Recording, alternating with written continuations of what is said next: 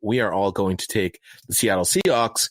And just like Andy Reid is going to try and run up the score against the Raiders so that Patrick Mahomes gets talked about in that MVP talk, I believe Russell Wilson has a few things to say about the MVP race. Yeah, definitely. He's playing great. But, I mean, this is typical Russ.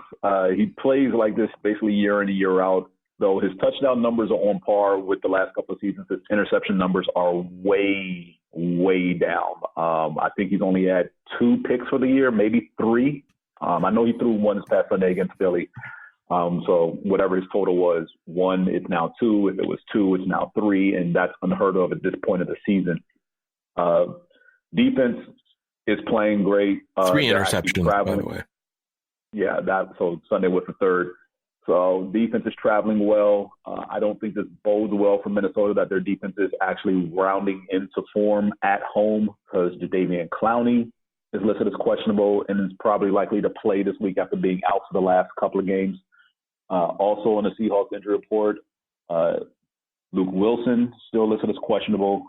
Nick Ballore, the fullback, Jaron Reed, defensive tackle, and Jacob Hollister, the tight end, also listed as questionable. For the Vikings, Thielen still nursing the hamstring. Linval Joseph is questionable, along with Josh Klein, Anthony Harris, Harrison Smith, and Ben Gedeon. So some names here to keep an eye out on going into Monday night. We all know how I feel about the Vikings quarterback, whose name I refuse to mention at this point of the season. Yes, he's had a couple Kirk of Cousins games this year. Yeah, Kirk Cousins. Kirk Cousins. Sure, that guy. He's had a couple of good games. Chip Kelly. Oh yeah, there you go. Brian Hoyer. Keep rubbing it in. I thought I was swearing.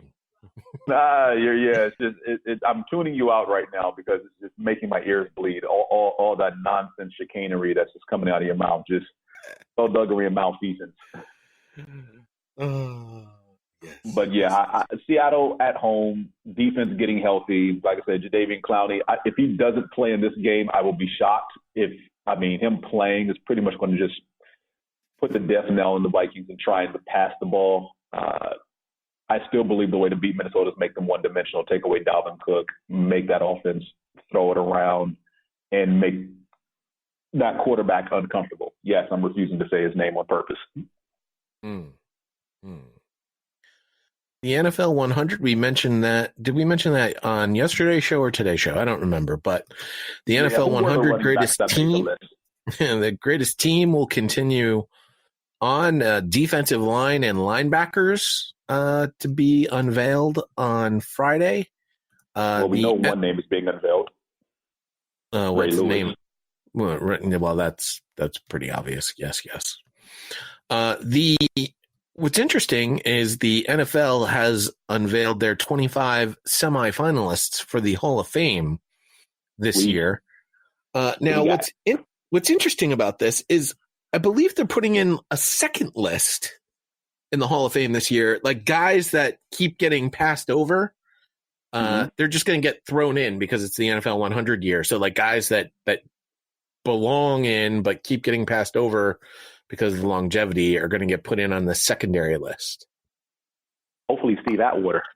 Well, Steve Atwater is one of the 25 semifinalists. So hopefully he can get in. He can get in proper. Interesting that you bring up Atwater because one of the first-year eligible players to be named to this list is safety Troy Polamalu. So I believe we kind of have to get Atwater in along with Troy Polamalu. Yeah, because Polamalu is definitely a Hall of Famer, and I believe Atwater is too. We, as a group, last season put Atwater in the Hall of Fame. Unfortunately, with Ed Reed, yeah. Unfortunately, the Hall of Fame voters did not, which is a shame. Other first-year eligible players who were named: Reggie Wayne and Patrick Willis. I don't believe those guys will make it. There are 4 other folks that are first-time semifinalists, even though they've been eligible to be in the Hall of Fame previous to this. That's linebacker Carl Banks, running back Running back Fred Taylor and Ricky Waters, and defensive tackle Bryant Young. We can have a debate about Bryant Young, but as far as Waters and Taylor, no. It's cool that they're semifinalists for the first time, but their stats, what they did on the field consistently year in and year out doesn't measure up against the all-time greats. See, I don't think any of those guys. I think of all these first-year guys, I think Troy Polamalu is the only one that is a Hall of Famer. Yeah, and we can go two safeties this year. We can put in Troy and Steve. Yeah, that would be great. Other guys that are on the list who have been here before, Rondé Barber, whom I do not believe is a Hall of Famer. Not really. Tony Baselli, the tackle, I believe he's a questionable one. He's not. Isaac Bruce, wide receiver. I don't believe he's a Hall of Famer. He is. Well, I think the bar has been set extremely high for wide receivers at this particular point, and we know that Isaac Bruce is going to be beaten by all these youngsters. Fitzgerald, who's not really a youngster, but Michael Thomas. We have inflated numbers for wide receivers right now, but you look at when he played, in the era that he played, was he one of the best wide receivers for the era that he played? Yes. And that, for me, that's what I look at. The era that you played comparative to the greats who played relatively close to your era in your era. He's definitely probably one of the top 3 or 5, if you want to expand it that far, wide receivers for his generation as far as when he played the game. That if you want to expand it to like 15 years surrounding his career, he's definitely at the top of that list. Well, maybe. We'll see. Leroy Butler, the safety for the Green Bay Packers, the third time he's been a semifinalist. There is, but when we're talking about Steve Atwater hasn't made it in, and Troy Polamalu is going to make it in. Yeah, he's not getting over, not over those two, No.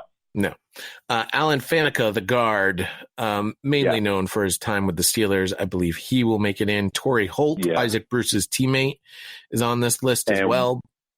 That's going to be a problem. As long as those two keep making the semifinalists, they're going to split votes because someone will make a case for one over the other instead of unanimously like all rolling over to one and then the next one. So that's going to be a problem there. Steve Hutchinson, the guard, who played for the Seahawks and Vikings and also the Titans. This is his third time on the list. I believe he should be in.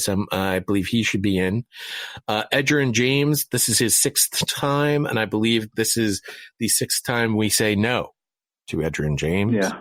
Well, let's put it this way. He's the best running back of the names you've mentioned so far. Well, and I think that's the problem for Ricky Waters and Fred Taylor for sure.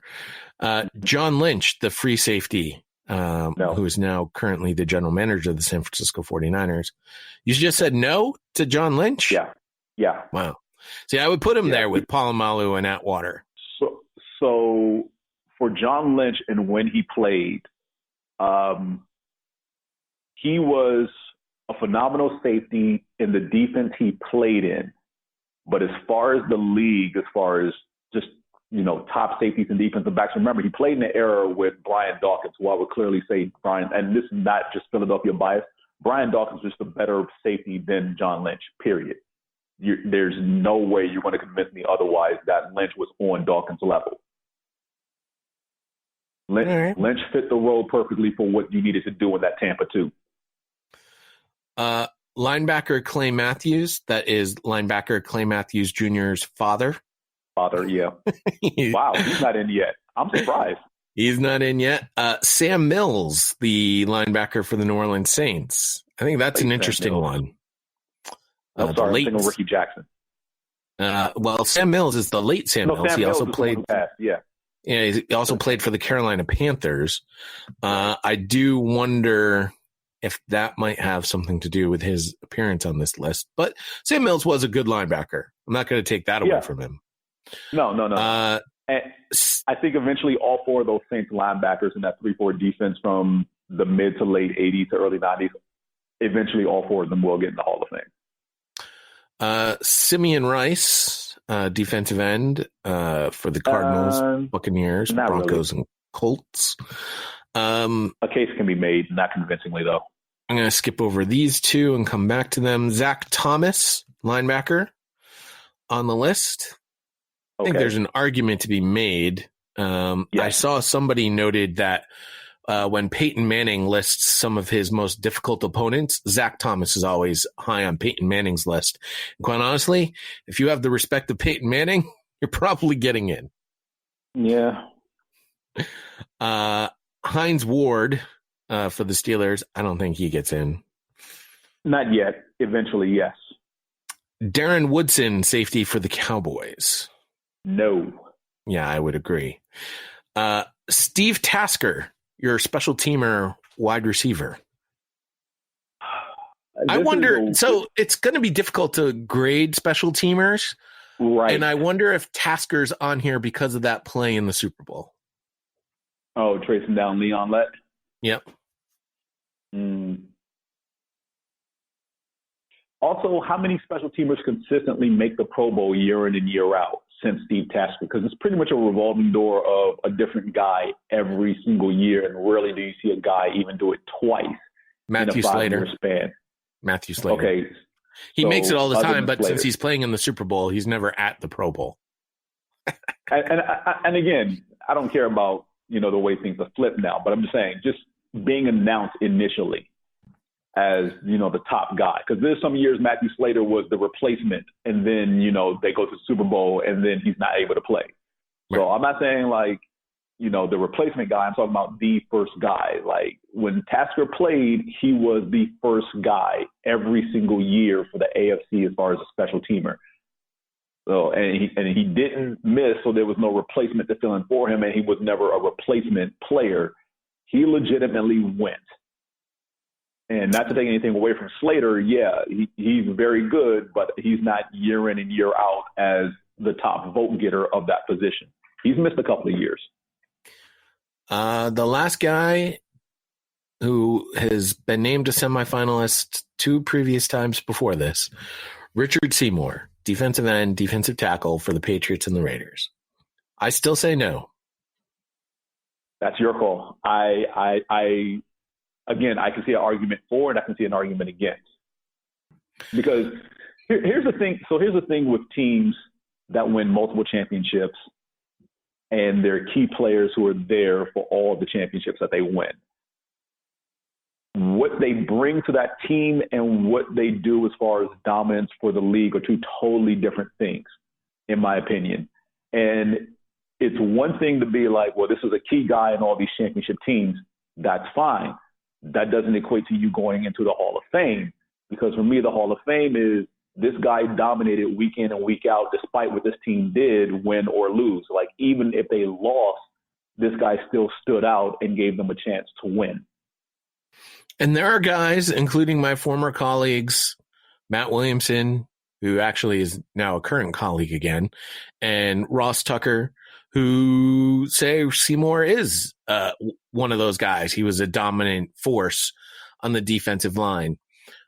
I do think, listen, Seymour was a great player. Will he make the Patriots Hall of Fame? Absolutely. Does he belong in the Pro Football Hall of Fame? That's where I'm like, he's like right on the cusp of being of the Hall of Very Good versus the Hall of Fame. I